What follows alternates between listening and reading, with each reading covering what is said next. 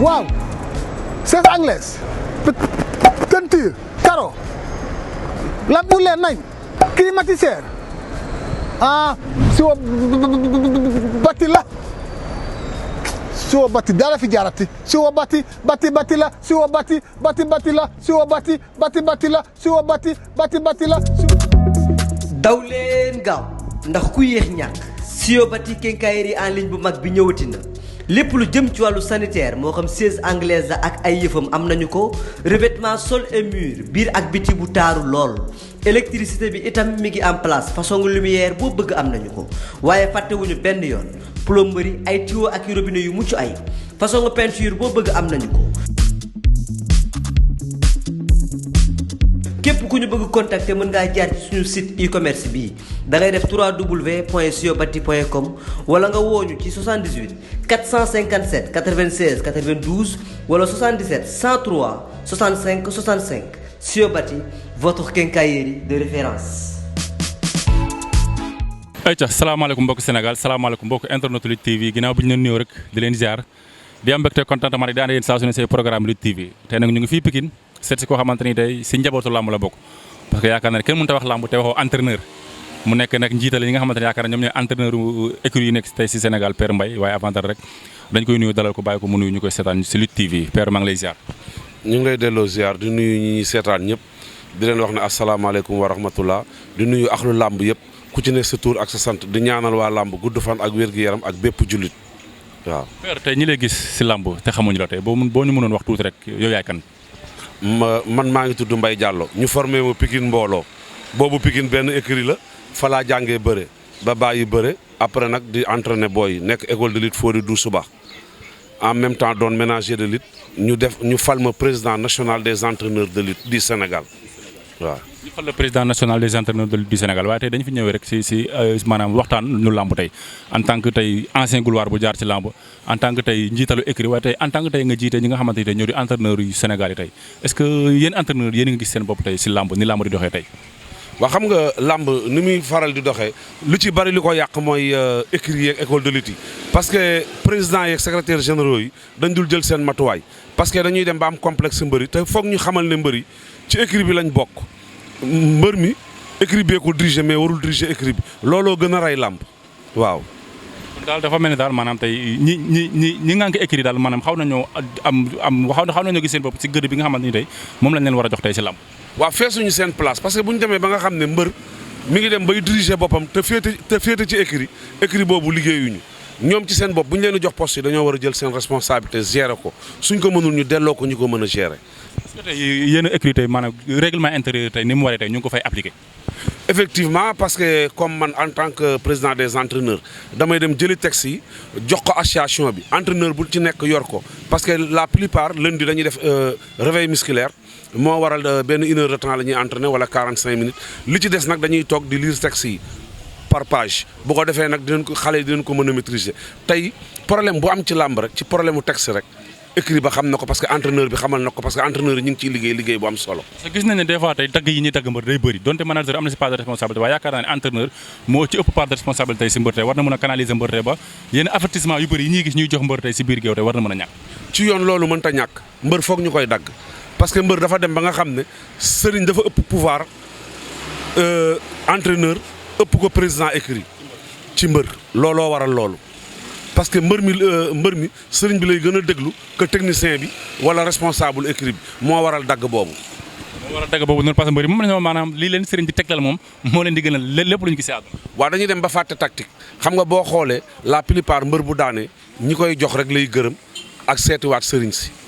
mais yaakaar na loolooy làmb ji mais amul benn prise boo xam ne sëriñ a ko daan entraîneur rek koy daan waaw. daal jàpp nga daal entraîneur yi daal des nañ leen jox daal seen gëdd bi war tëgg ci làmb. waaw xam nga la plupart li koy indi mooy ñi nga xam ne ñoo nekk ci écurie yi mooy responsable écurie yi président yeeg secrétaire général yeeg vice président yi ñoo feesul seen place buñ ko feesoon mbër réglé parce que bu mbër deful naka sudul noonu écurie bi teg ko ci yoon kon tey CNG du ko mën a teg ci yoon kon CNG du am ak mbër problème mais dañuy xool li neex mbër mi ba mujj mi duñu tal seen bopp. duñu tal seen bopp ngeen def kuréel am seen association tey mais est-ce que tey kuréel bi tey mu ngi doxee ni ngeen ko bëggee. effectivement parce que comme ni ma defoon rek lancer écurie yëpp appel ne leen képp koo xam ne am nga entraîneur nga xam ne mooy entraîneur écrit bi na nga bind lettre désigner kii mooy sa entraîneur bu ko defee ñu jël ko boole ko ci association bi yu ànd ak moom mu def formation xam texte yi xam règlement yi bu ëllëgee buy toog ci siège du am benn problème. ñu jóge foofu tey ma bëggoon a xam rek tey sa gis-gis tey ci làmb ni làmb di doxee tey est-ce que am nga ci satisfaction corona bi ñëw na yàq làmb ji ñaar yoon ak yu demee noonu tey est-ce que tey am nga satisfaction tey si ni làmb di doxee tey Sénégal. loolu yëpp dañoo matul li ñu doon parce que làmb bari na ay association mais association yi seeni membre dëgguwuñu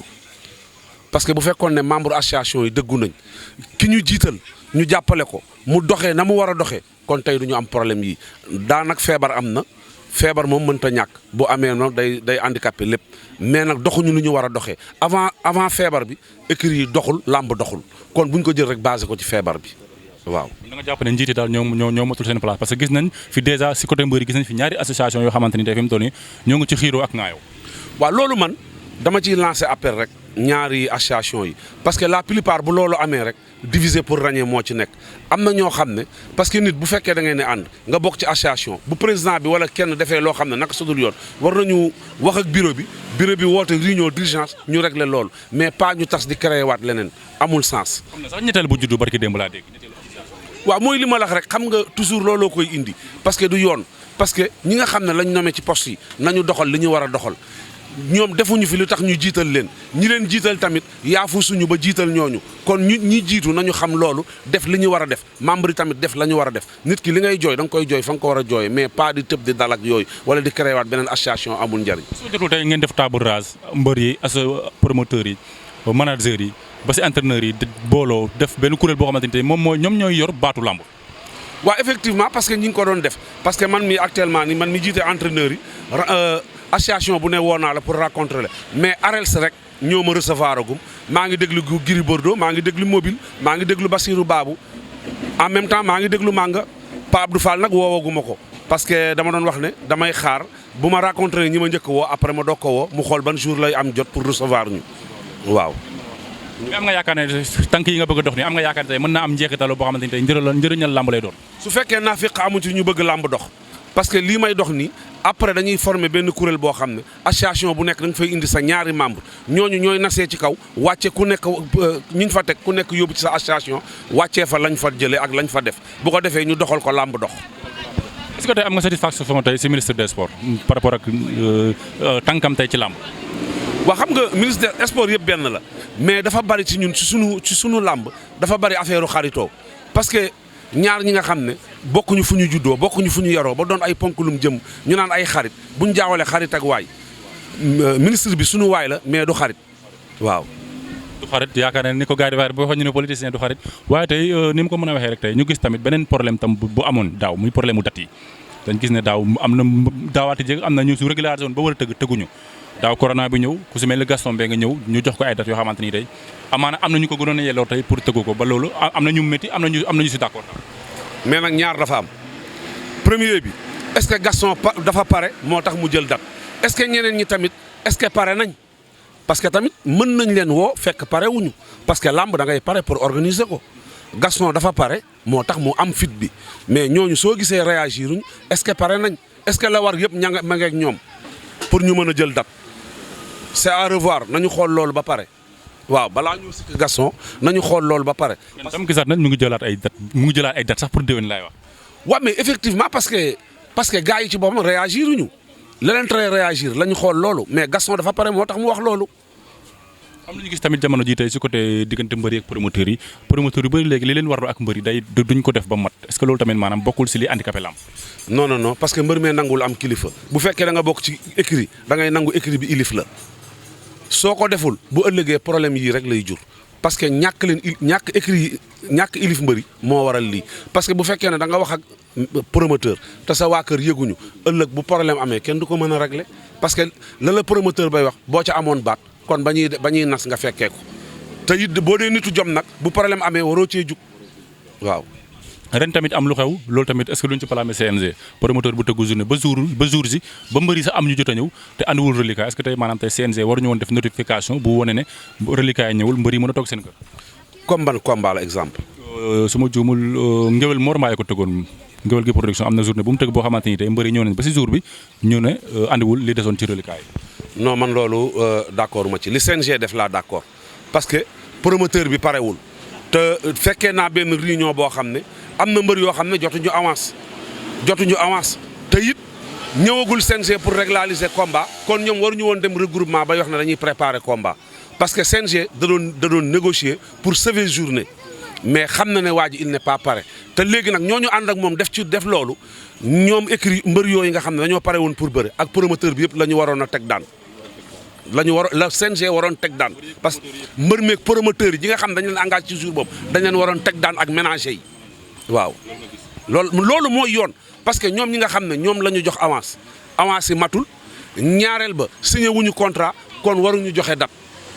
parce que promoteur bi parewul mbër yi jël engagement boobu ànd ak seen ménager def ko CNG dafa waroon woo mbër yi woo ménager yi woo promoteur bi teg leen daan. loolu daa mel ni responsabilité partagée lay doon diggante CNG ak promoteur yi ak mbër yi. ba xam nga tey bu fekkee ne da nga dem ci biti wax ak ay mbër ne leen damay tëgg jour sangam engagé leen mbëri dem di préparer combat yow ñëwagoo CNG ba le jour ji ménager yi xam nañ ne combat amul parce que ñëwuñu signé benn convocation wala benn contrat kon waruñu woon bàyyi mbëri ji def regroupement. parce que buñ leen convoqué woon mbër yooyu ñu ci bari seen avance matul wala am na ménager yoo xam dañuy wax ne mottali wuñ sama avance kon ñooñu dañ leen war a teg daan ma ciy lancé appel le président des ménagers loolu da cee war a jël matuwaayam ci kuréelam. am tamit loo xamante ni tey ba tey am amateur dañ koy jooytu muy journée rent Dakar bi nga xamante ni tey dañ ko bàyyi mu capoté dem ba jour ji am na mbër yoo xamante ni dem nañ sax bay sangu seen i bain ñu doo leen wax ne lamb ji amatul parce que ñemuñu woon wax ne lamb du am mais dañ leen ne duñ leen jox sécurité nan pour yow tey naka lañ mënoon def tey ba sauver journée boobu noonu ak dayo bu journée bi amoon. xam nga man ci li ma mujj dégg ci promoteur bi dafa ne woon fayal géré woon na lépp boo géré lépp nag ba fay sa sécurité tout nga toog ba jour ji ñu ne la amul sécurité da nga war a tëgg lamb ji. parce que ñoom bi ñu encaissé xaalis bi waruñu toog ba jour ji di wax ne amuñu sécurité dafa waroon ñëw ubbi porte yi jaay ay biyam tëgg bu fekkee ne service d'ordre ñëw na pour arrêter lamb ji mu woo IC ñu constaté ko mu dem ak ñoom ci yoon moom ci boppam dafa waroon jël responsabilité am parce que boo demee bay tëgg da ngay jël sa responsabilité waaw. kon bu ñu jógee foofu noonu rek père rek tey appel bi nga lancé waat tey si lamb parce que ni ko père Bécaye waxee woon tey ñi nga xamante ni tey ñoo di promoteurs yi ñu jàpp ne ñoo gën a fas jiite lamb ji tey si amoon waroon tëgg ay journée dafa am wax ju ñu waxoon waaye bi ñu déggee bëri gouverneur génnaat wax ji dafa waroo. bu ñu jaawale li ñuy négocier ak li am parce que dafa am lu wàcc ñoom ñu jugoon pour def lu baax dem seeti gouverneur pour waxtaan ak moom am lañ fa nas leeraluñ ko nit ñi ak lañ leen tontu bañ demee ba xam ne mënul sotti dañ ko arrêté mais loolu du fautu promoteur du fautu gouverneur parce que dañ ne troisième vague dafa yëngu bu feebar yëngoo nag te it amuñu lu leer dañuy bàyyi ba nga xam ne gis nañ lu leer ñu doog a investir loolu man daal loolu du ma ci blâmer kenn parce que promoteur bi def na la mu war a def ba ñu toogee ñu bañ journée yàqu dem nañ seeti gouverneur waxtaan ak moom gouverneur am lu mu leen wax loolu ñu xool xam ne jaadunu ñu def li nga xam ne moo jaadu kon nañu ànd ak ñoom ci li ñu def ne moo jaadu. lamb pour mu jëm ci kanam avancé tey nan lañ mën a def tey ba lamb jëm ci kanam parce que gis nañ ay sport yoo xamante ni tey évolué nañ ba dem niveau mondial niveau international li ñu ko mën a waxee waaye ba tey Jeux olympiques sax pour Sénégal am ñu leen représenté ci lamb sax day doon problème. parce que soo gisee loolu mooy teeluñu former xale yi ñëpp dañoo concentré wu ci lutte avec frappe bi moo waral loolu. moo waral ñu am problème mu mbëru lutte olympique yi parce que bu njëkk am na ñu ko daan pratiquer mais ñooñu tey ba ñu paree amoon nañu ay relève parce que ku mel ne Pambay bu Rock Énergie ma nga fa woon Mbay Ndewaan en tant man mii maa nga fa woon ñoom Zallo tey ñooñu dañ leen waroon jàppale ñoom it ñu mën a defar yeneen i xale mais nag nañ leen téye woon moo baaxul ba ñemewuñ faa yebal xale yi waaw. dafa mel ni père tey waxtaan bi am na solo mais dañ ko fiy xuuf rek xam naa ne fi mu toll nii yite yi bëri na tey lancé appel bi nga bëggoon lancé rek ba nga xam ne bëgg nañ rek nga lancé ko tey si njabootu làmb tey ngir intérêt wu làmb. bon intérêt wu làmb mooy il fallait ñu xam ci li ñu toog lan la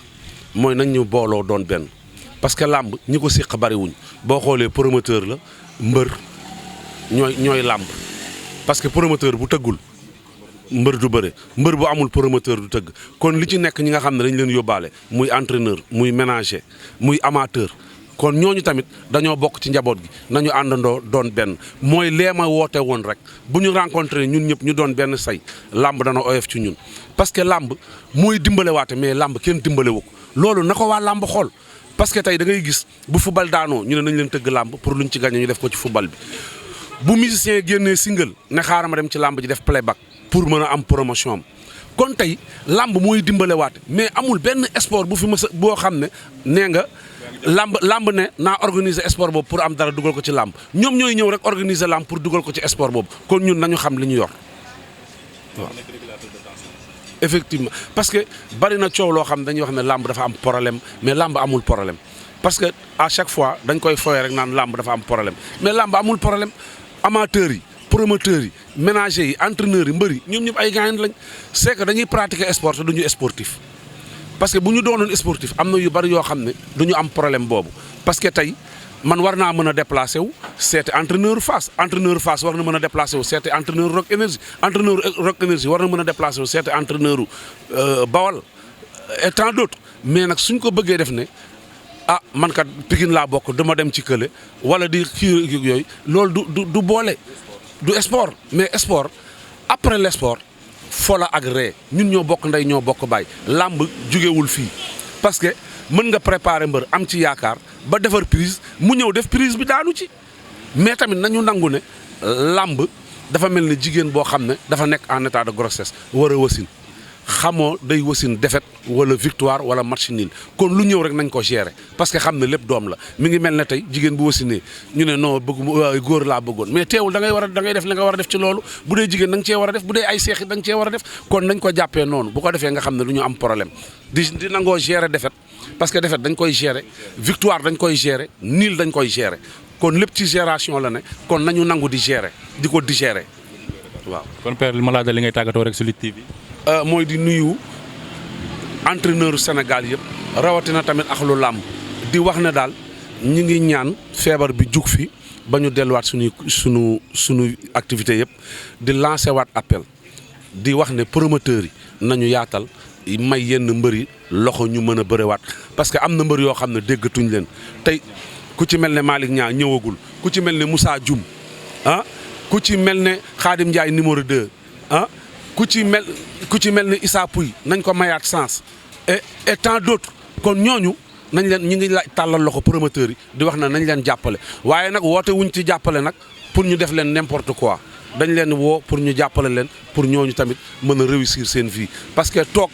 ba yenn âge yi bërewoo ñu dem ba ci biir yàlla def li gën ñu ñëw di ñu yónnee ay nagu dëjëk ak yooyu amul sens nit ki nañ leen jënd ordonnance yi te bàyyi nagu dëji loolu daal moo ci am solo. jaajëfal père. merci beaucoup. waaw chaise anglaise peinture carreau lampe bu leer nañ climatiseur siwo bati la siwo bati dara fi jaarati siwo bati la siwo bati la siwo bati la siwo bati la daw leen gaaw ndax ku yéex ñàkk Siobati quincaillerie en ligne bu mag bi ñëwati na lépp lu jëm ci wàllu sanitaire moo xam chaise anglaise la ak ay yëfam am nañu ko revêtement sol et mur biir ak biti bu taaru lool électricité bi itam mi ngi en place façon lumière boo bëgg am nañu ko waaye fàttewuñu benn yoon plomberie ay tuyaux ak robinet yu mucc ay façon peinture boo bëgg am nañu ko. képp ku ñu bëgg contacter mën ngaa jaar ci suñu site e-commerce bii da ngay def www.siobati.com wala nga wooñu ci 78 457 96 92 wala 77 103 65 65 Siobati votre quincaillerie de référence.